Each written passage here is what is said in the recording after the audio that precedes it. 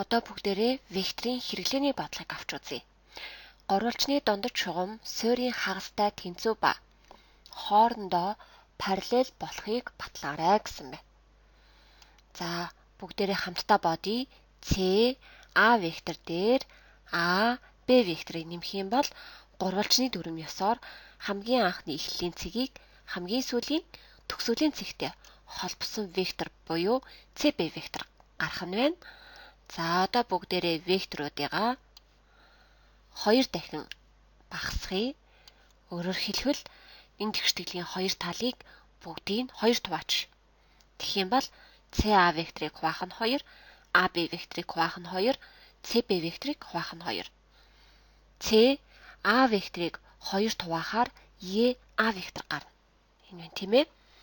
Харин АБ векторыг 2 хуваахаар АД вектор гарах нь байна. Өөрөөр хэлэх юм бол АД, АБ гэдэг хоёр вектор маань хоорондоо параллел буюу ижил чиглэлтэй. Зөвхөн уртаараа 2 дахин бага байгаа. Манай АД вектор маань. Тийм учраас АБ векторээс 2 дахин бага урттай вектор гэх юм бол АБ вектор байдаг бахнэ.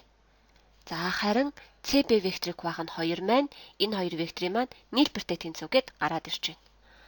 За үргэлжлүүлээд харах юм бол ЕА вектор дээр АД векторыг нэмэх юм бол ЕД вектор гарах ёстой.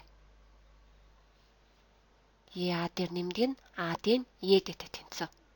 Тэгвэл ЕД гэдэг вектор маань СБ векторын хагас буюу уг вектортай маань тэнцв болчлоо гэсэн үг. Эндээс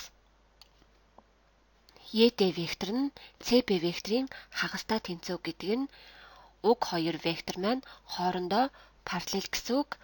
Мөн ЕД вектор нь СБ векторын уртаас 2 дахин бага гэсэн үг. Ингээд манай бодлого батлагдлаа. Одоо та бүхэн дараагийн бодлого болох трапецийн дундаж шугам нь суурьуудын нийлбэрийн хагастай тэнцүү ба суурьудтай параллел болохыг батал.